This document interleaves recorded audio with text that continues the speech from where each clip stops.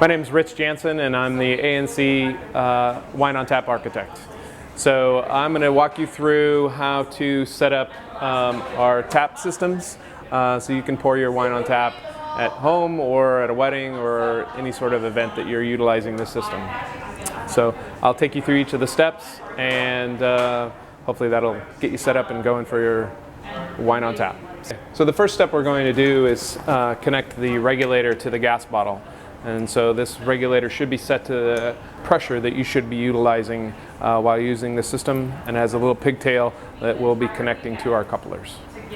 Connect the regulator to the gas bottle, and that threads are turned towards you, so twist it in towards you. And just finger tight. And then we're going to go ahead and take our crescent wrench that's included in the Go kit when you rent the equipment, and just give it just a snug turn, snug tight, and don't over tighten it, just make it snug. Okay. So the next step is to connect the gas line to the couplers, and so we're going to utilize, and they're marked, and each one would be marked accordingly. So G for gas, and so this one will go connect to the pigtail.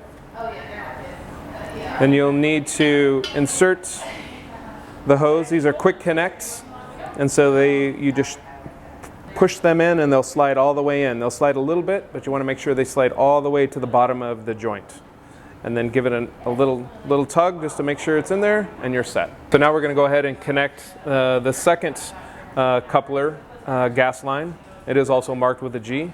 Slide that in, all the way in. Once you feel it hit the bottom, give it a little pull, and that gas line is set up and ready to go. So the next step is connect the beverage lines, and they are also marked accordingly. And if you're utilizing a system that has red and white, they'll be marked R for the red wine, and then we have them marked W for the white or the cold lines. We're going to first go ahead and connect the red line to the red fitting in the back of the tap system. And it's also the same joint where it slides all the way in. Press firmly until it slides all the way in, and once you feel it hit the bottom, then pull out slightly, and that fitting is connected. We'll now go ahead and connect the white line to the white line fitting, and we'll just repeat what we just did. Press firmly until it hits the bottom, and then pull out, give it a little snug tug, and we're set to go on to the next step, which will connect the couplers to the kegs. Okay, there's several different types of couplers that you can use. The gray ones, like this, are a slide out and push down, and then to release them, you'll slide them out and lift up. So this is a gray coupler, so we'll slip it in the grooves of the keg, give it about a quarter turn until it stops, and then we'll slide the gray coupler out and push down, and your red keg is connected. So the next step we're going to do is connect the white keg or the white wine to its coupler, and we'll repeat the same step that we did on the red keg. So put it in the grooves, quarter turn, and in this coupler is a squeeze, so we just push down. So go ahead and turn the gas bottle on, and you'll see the dials register. The dial over here is the amount of gas in the tank, and the dial over here is the PSI indicator for how many pounds per square inch. And in this tap system, we want about 15 to 20 PSI to run the tap system. We're going to make sure that this valve is turned to the same direction that the line is headed, and that will release the wine into the bottle, into the system. So next we'll want to go ahead and plug in your tap system to just a 110 outlet. So in about 3.5 minutes, any wines that you pull off your white wine tap handle will be cold. You don't need to pre-chill your kegs, so it'll chill the wine that's coming into the tap system for you. We also have a control valve, a little wooden knob that sits right in the middle of the barrel. This allows you to adjust the temperature up and down. So you'll want this knob turned probably near the coldest setting, depending if you're serving beer and or wine, white wine in the tap system. And this has no effect on the red wine that comes out of the tap. The red wine comes straight through the barrel and it doesn't get any refrigeration on it at all. And we're ready to pour. So just pull your handle forward and the wine will come out. The right on the tap is a volume control. So to increase the flow of the volume of the wine coming out of the tap, press it down. And if you want to lower the amount of pressure coming out of the tap, you can lift it up. And if you lift it all the way up, it'll stop pouring. So on the white wines, we typically want that all the way down. And on the reds, we want it about halfway to 3/4 of the way up.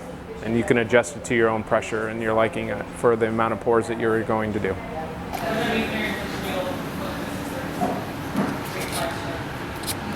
Awesome.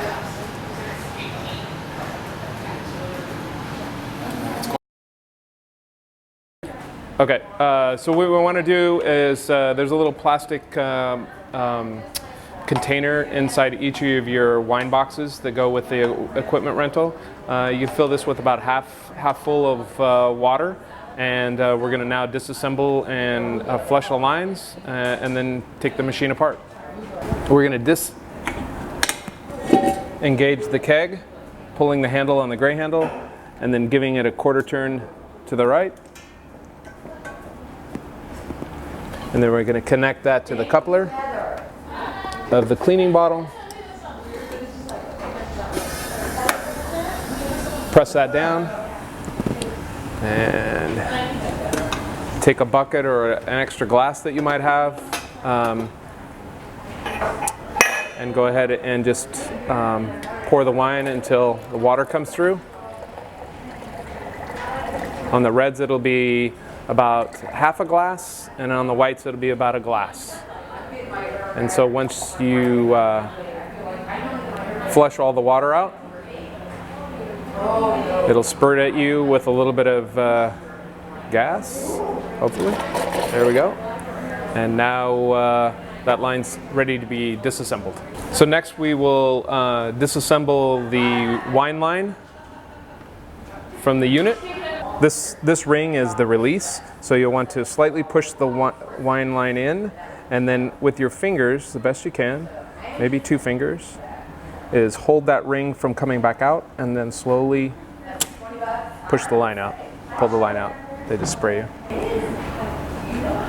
So now we will, from that line, we will disconnect the release valve on here, on the side of the tank. So we want to lift up on the coupler to undo it, and then pull the release valve to let the pressure out, and then that'll simply come undone. Next step will be to turn the gas off. Switch the valve here to the off position, and then pull one last time, pull the red handle to release any sort of gas pressure that would still be in there, and then we'll go to remove the line. We'll hold the ring up against the joint elbow and slightly pull out, and the line releases. Now repeat that on the white line, and you've disassembled, put all the equipment back in the go box, and you are set to go.